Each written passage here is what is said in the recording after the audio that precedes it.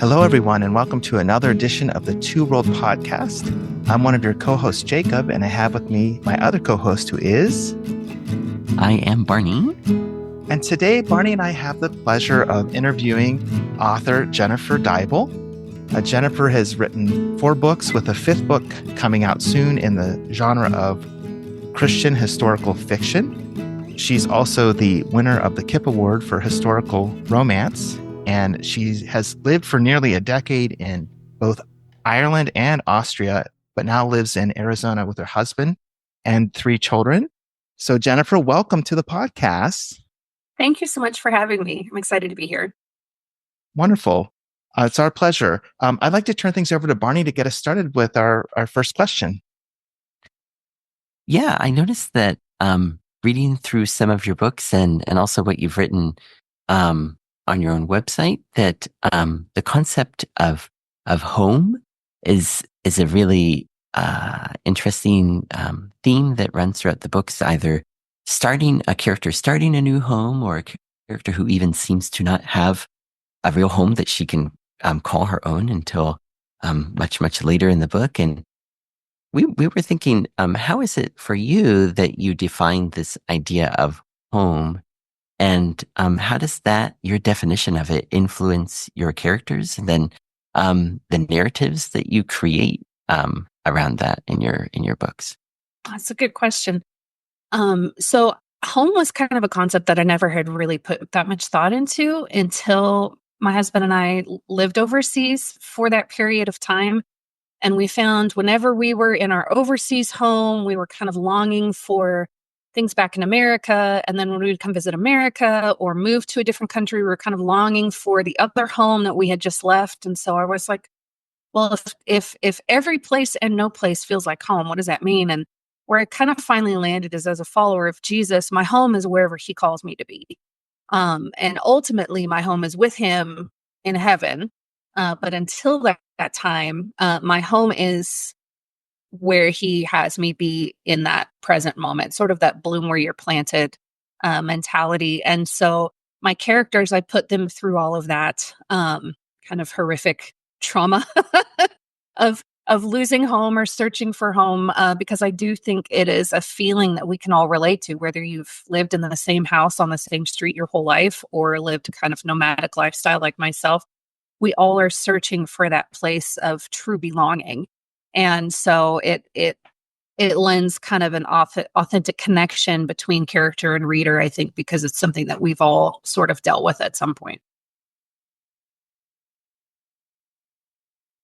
That's interesting, how you woven in, like, not only the practical experiences of where you've lived, but also the faith dimension of how you think about your life and where you're heading and your connection with God. That's really interesting. Would you describe your experiences of home as changing when you were in different locations, or do you feel like there's a strong continuity of a feeling of home wherever you go? Yes. I don't know how it can be both at the same time, but it kind of is. There are things about Ireland that will always feel like home to me, that I can't get other places. But then there are those similar threads, and those similar threads are my faith, my immediate family, and then just the relationships with those around you. You know, we were created to do life in community. And so if you find yourself, say you've been in the same place for 30 years, but you have no real solid relationships, you're not going to feel truly at home because you're missing that soul piece of connecting with other people. So those are kind of the similar threads of if you can find those things, then you're going to feel, more at home. But then each location has things specific to it culturally or traditionally or whatever that kind of give each place its own flavor of home. That then that's where you try to, like, can I find this on Amazon or something to kind of recreate that feeling wherever you end up. Yeah, it's interesting how you develop such this keen attraction to Ireland, and probably going to end up combining 2 or 3 questions at the same time. One is, how do you now that you're back in the States, how do you remain connected with Ireland and the Irish culture and, the things that you developed such a longing for? And then how is it that you felt comfortable to, or I don't want to, to base your novels in Ireland and accurately represent the culture and the of the historical area time period that you're writing in as well. And thinking for myself, living in Japan, I don't know that yet. I would feel confident enough to do that. So I'm curious about how your experience and impacted that, and then how you decided to take the leap into writing about Ireland. Yeah. So when we first spent 2 years in Donegal when we were early married, as students, we were studying the language and the culture. And when we came back, those 2 years were some of the most amazing of my entire life, but also probably the two most difficult years of my life. Because we were living literally out in the middle of nowhere. We were 5 hours from the closest Americans. There wasn't a church of our faith nearby, so it was just my husband and I, and so it was a very difficult time. And when we came back, I kind of needed a way to process everything we had experienced, the good and the bad, and that's when the idea for what would eventually become my debut novel kind of sprang to life. And so that's how I started writing that. And in that book, the main character is an American who moves to Ireland. So I felt like, well, I mean, like Maura is me. So I could bring that certain authenticity to it. But really, the reason I chose to continue to write in Ireland is it's just kind of my love letter to Ireland and her people, because, it's just such an amazing place, and the people are so warm and welcoming, and there's so much more to their culture than The Quiet Man and Lucky Charms and Blarney. And I want as many people to experience that as possible, because not everyone's going to be able to get on a plane. So I do feel like our time there gave me a solid foundation of the basics of the culture. But we stay in touch with a lot of our friends from there. We have a Irish cultural center here in Phoenix that I kind of, they do all kinds of events and cultural nights and things like that I participate in as much as I can. And I've been able to interview some amazing Irish people for my book that came out this past year, The Irish Matchmaker. I was able to speak to the current third generation matchmaker in Listún Varna and get his experiences and his take on the world and things like that. So I do worry that I'm not doing them justice, but I do kind of run things past some of my Irish friends and be like, is this like, am I stepping over into Irish now? Or is this like, am I getting this right? And so they've been very gracious. And I have had a few kind of in the wild Irish and Northern Irish people read my books and say that they felt like it was fairly authentic. It is harder to keep that connection the longer we're removed from it, but thankfully with the internet and social media, I'm able to stay a little bit more connected than if this was 20 years ago. So, but it really is just a way for me to try and highlight how amazing Ireland is and her people are, and the language and just the things that people don't know. It's a blessing to be able to share that with the world.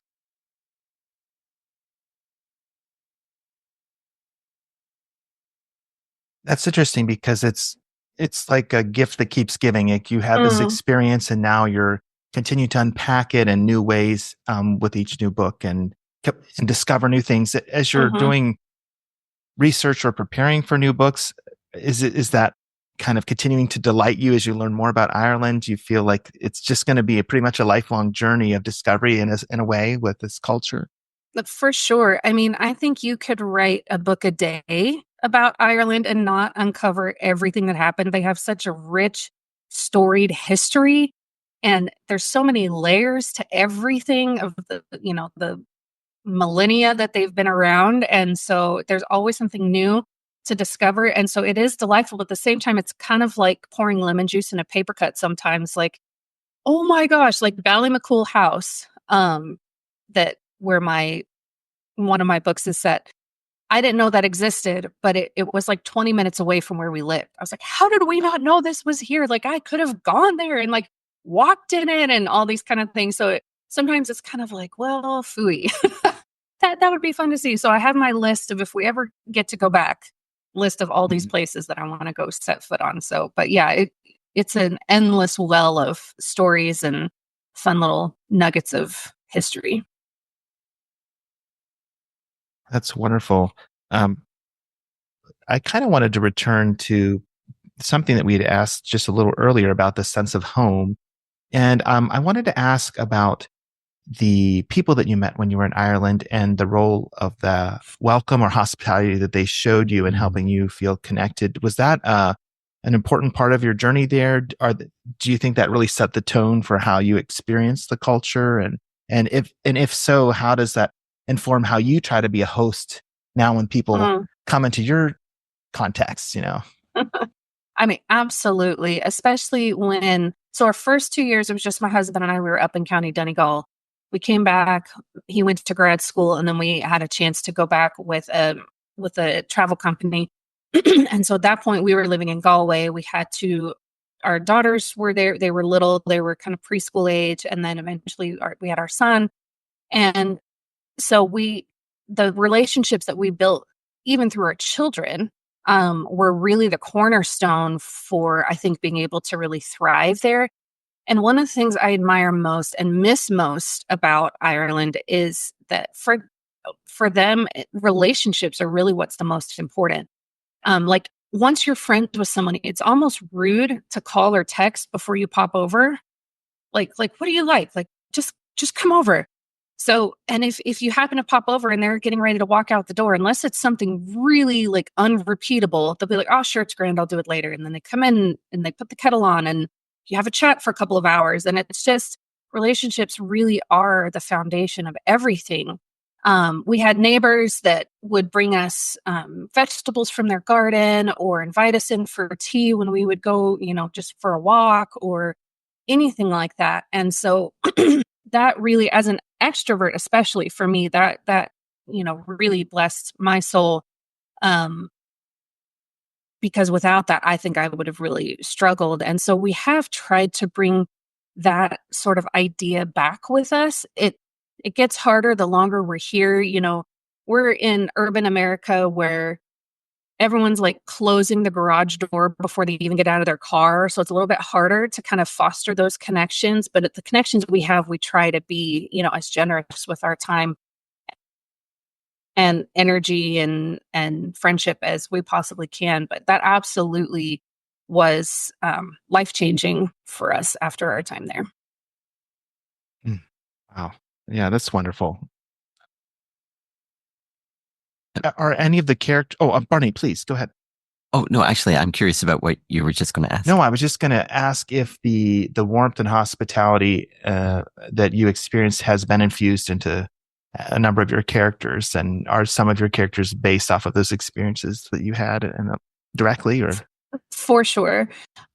In my first book, A Dance in Donegal, our main character, she stays in a guest house for a number of weeks when she first arrives. And that character is like a carbon copy of Mrs. Campbell, who runs Campbell's B&B in Derrybeg in Gweedore in County Donegal. Just the most delightful, most hospitable woman, doesn't know what it means to sit down, just scurrying everywhere, serving everybody. So she was one that was like a direct, like I must honor her somehow. And then there's a few others. I won't name names. There is one sort of antagonistic character that is inspired by some of our real experiences. But that was just one person. But the rest of them is kind of a conglomerate of, there's some sassy side characters that I love, and they were kind of inspired by some of my friends there. So I definitely take inspiration from those personal connections as well, because it makes it more fun. It seems, hearing about your experiences in Ireland, and the impact all the people had there, that you could just as easily, set these novels in contemporary settings. How is it that you decided that you wanted to make this, your novels into historical fiction? There's so much rich history in Ireland that I felt like, it was important to bring some of that to like beyond the potato famine and the Civil War and the troubles with Britain. Like everybody knows that, but there's all these little details that people don't know, like what an Irish funeral is like, or the tweed weaving trade that is woven into my book that's coming out soon, or the matchmaking festival that happens every year that's been going on since the 1800s. These little snippets of just amazing, fun, weird stuff that has happened over the centuries. And it's really fun to kind of discover, or even if there's just a nugget, like there's a platter that plays a big part in the Maid of Ballymacool. That platter actually exists. And that when I learned that exists, and nobody knows what happened to it in real life. They don't know where it ended up. It was there. It was in that house. It was stolen. They don't know who has it. They don't know where it is. So I was like, well, what would happen if my character found it? And so, it's really fun to explore that. And I think you can't do as much of that in a contemporary. Plus, there's already quite a bit of contemporary novels, whether romance or just general fiction in Ireland. And there's amazing Irish authors writing in that space, but there's not a whole lot of historical romance happening in Ireland in the general market or the Christian market. So I kind of wanted to explore that a little bit more. I'm kind of curious about the elements of the culture that have caught your attention, like some of these traditions and ceremonies. Do any of them, have you noticed any of them having elements that were inspired by like Christian faith? I mean, because I know Patrick was in Ireland back in the 400s, and that there is, I think Christianity is woven into a lot of aspects of Irish culture. Did that? I'm kind of curious about whether some of these things captured your imagination, partly because they were this expression of a practice or an event, like that had elements of faith that you could connect to with your own faith, or if it's just they just fascinated you just by the nature of how unique they were. I'm curious about that. Yeah. I think it's a little bit of both. And Ireland's faith history is another, just like you could fill a book a day and not scratch the surface. And so much of what they've brought into their Christian faith, whether that's evangelical or Catholic, stems from their Celtic and pagan roots. And they've sort of married a lot of that. For example, on a lot of the churches, especially in the rural areas, you won't see a Roman cross. You'll see what they call Bridget's cross, which their legend is that Saint Bridget was telling the gospel story to some children, and she took some rushes and made them into this sort of rugged cross shape. And then there was some kind of miracle that happened along with that, or that she spread her cloak out on the ground, and wherever it covered, they let her keep that land and things like that. And so they've brought that into their Christian faith as well. And so that was kind of interesting to me to sort of sort through and pray through, like, how does this connect, to the Bible and to Christ and things like that. So there's definitely layers there that are fascinating for me to explore, but also want to kind of honor the worldview that they came from and try to be authentic. And how would someone, even a Christian in 1905, view this particular belief or event or tradition? How would they filter that and things like that? So that's fascinating and tricky at the same time. Thank you. I always appreciate how, in your stories, how you really focus on kind of the main characters, or some of the characters that are supporting the main character, and their personal faith, much more than organized religion. And and especially kind of getting back to your first book, and as that had to speak from your own personal experience, I really appreciated the main character and the people that kind of took her under her wing, the older couple, and they were talking about the consequences of obedience when she was trying to decide the right course with one of her students. And did you also experience that similar? Is this also somewhat autobiographical, where you kind of had to go through a similar kind of crossroads yourself when you were experiencing there, or did you just feel that this was a theme that you really wanted to work in, and it applied perfectly to where the story was at that point? I would say any follower of Jesus has faced a crossroads like that at some point in their faith journey. Maybe not to the extreme that she did, where it was literally a life and death situation. But we especially, in modern culture, I think almost every day we have to make choices of, okay, I know that this is what God says to do or not do. These are going to be the consequences if I obey. Am I willing to, obey anyway? I think that's just kind of a daily part of the faith journey itself.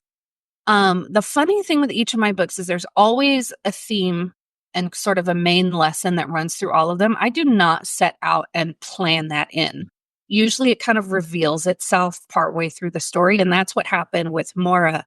I try to make the character's faith kind of as authentic and natural as possible. And that's why the faith element is more overt in some stories of mine than others, because that's how real life is. For some people, it's very, from the beginning, and their words are laced with scripture. And then for others, it's kind of more gentle and private and all of that. So I like to explore kind of every aspect of that. But for that character in particular, that really was her struggle from the beginning.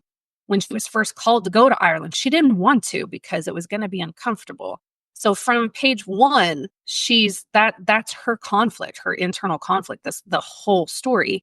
But it's also, again, one that I think anyone who's followed Jesus or made the decision to follow him have probably experienced at some point.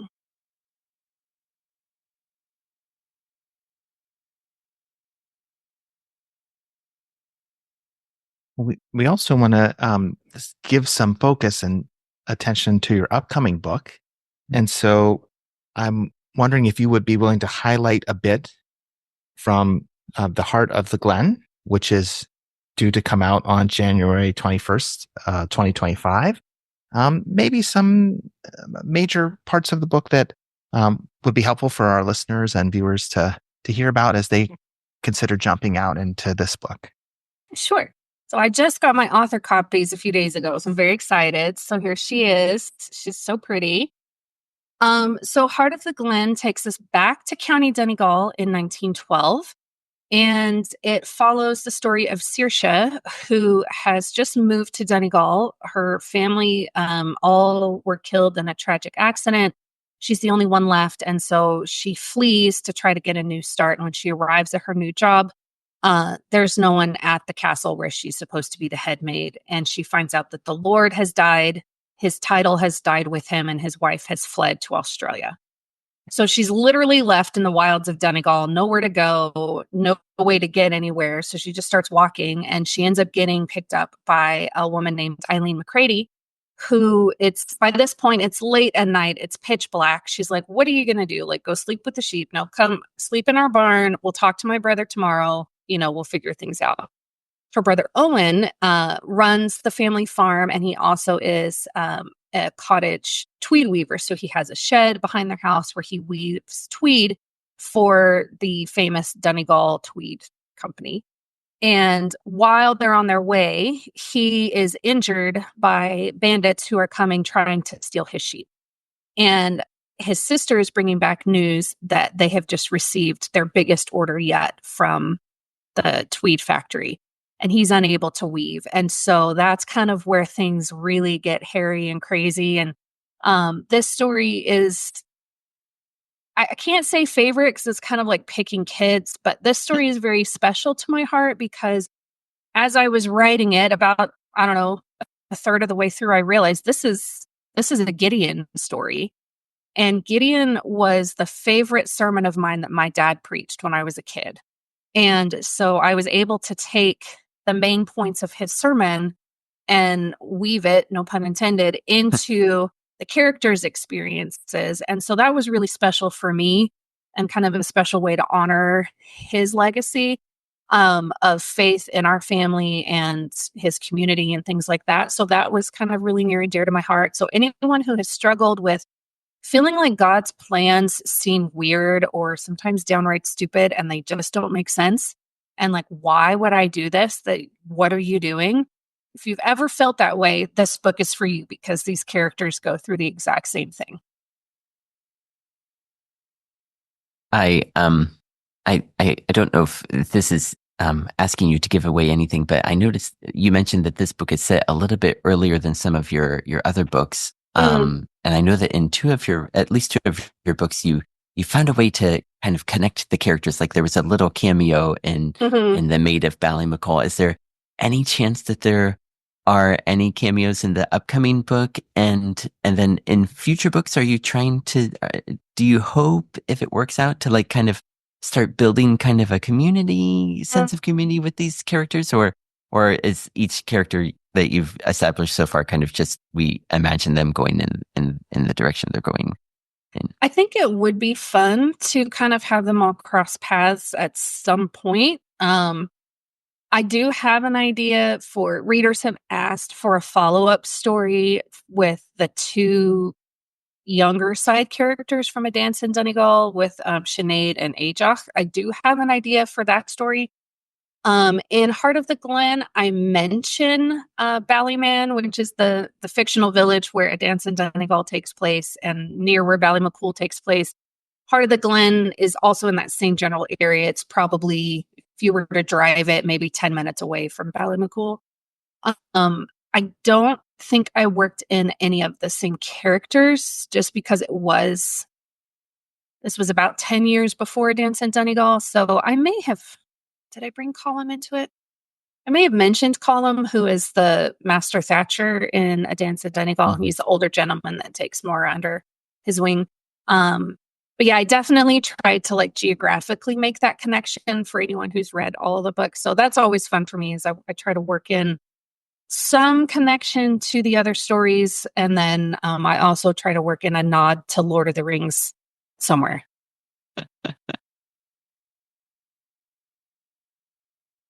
That's so fun. I like that. Well, are there any other questions, Barney, that you would like to ask, or even Jennifer, are there any other aspects of the upcoming book that you'd like to mention before we would close our time on the podcast? Yeah, I did have the one question. Oh, yes. When I started, when we were introduced to Jennifer as an author that we could start reading, and I started reading your books, I thought for sure that you must just be a full-time author and writing day in and day out. And then I looked a bit on your social media presence, and oh wow, you have kids. And then at the end of your first book, you mentioned that you are a middle school teacher as well. How this is just amazing to be able to. You're already on book number 5 with all of these balls in the air. How do you find the way to be grounded enough to wear all these hats? But for the grace of God, go I. There's definitely times where I feel like a jack of all trades, master of none, where I'm kind of doing all things with mediocrity. But I also have an amazing family that pick up the slack when, I'm on deadline or something like that. And it helps that my children are older. Our oldest is going to be, well, by the time this comes out, she'll probably already be 20. And then our middle is 17 and our youngest is 14. So, they all have like their token meals that they can cook. So I always be like, all right, when do you want to cook that this week? Or I have, I have to, use this chunk of time to finish my edits. So who wants to cook what and things like that. And my husband is super supportive. So that I couldn't do this without them. Or if my kids were still toddlers, I don't think that I could do all that I've been blessed to do. And then most of my writing happens summer break, winter break, spring break, and long weekends, or during soccer practice. I'll take little chunks of time. So it's definitely a balancing act, and things have to kind of be moved from front burner to back burner from time to time. But I'm blessed, and I still can't believe that I get to write books. So I'm grateful. As you were talking there about your kids, it made me think about what you said earlier about your dad and how you wanted to honor your parent in passing on something that they gave to you. And I kind of wonder, as you see your kids growing up and emerging into adulthood, one even being 20 when this comes out, could you envision them taking some of these experiences you've written about and exploring them further in their own way? Could you envision any of them visiting Ireland, for example, someday? Or I could. They all want to go back desperately. Our son was born there. He was only 2 when we left, so he doesn't remember much of it. And what the girls remember, I think our oldest was, so if Isaac was 2, then Hannah was 8 or 9 when we left. So we all definitely would love to go back and visit. More than that, I just pray that they would be grounded in Christ and rooted in His foundation. And despite my feeble attempts at leading them and my husband, I would pray that would be first and foremost. But, our oldest is currently in university. She's studying to be a music educator, which is really nothing to do with me and more to do with the amazing educators she got to have growing up. But so it is kind of fun to see them coming into their own and seeing how they're, what story they're going to write for their own faith and future. Yeah, that's really good. I like what you said there, kind of respecting the unique journey that each of them are on and trying to support them in what they discover. And like you said, encouraging them to keep, as much as possible, their connection with God as part of their trajectory, for sure. Barney, is there anything else that you'd like to share before we close our time? No, that's all for me. And Jennifer, is there anything else that is on your heart or mind you want to share before we close? I would just love to connect with anyone out there that, enjoys reading or has questions. Talking with readers is one of my favorite things. So I hope people come find me. I'm most active on Instagram, but you can find links to my newsletter and all my socials and everything on my website. And it's jenniferdeibel.com, and hope to see you soon. Yeah. And I too would like to encourage people to check out the website. Cause you even mentioned how on there that, you're welcome to receiving notes and that you do respond to people. And it's so neat. It's so fun to, not only read and enjoy your books, but have the chance to like feel like we're being us fans are being heard by the author, and our suggestions or hopes or comments are being considered as well. And I'm very much looking forward to the upcoming book. It is. Would you like to tell us the title one more time? Yes, it's Heart of the Glen.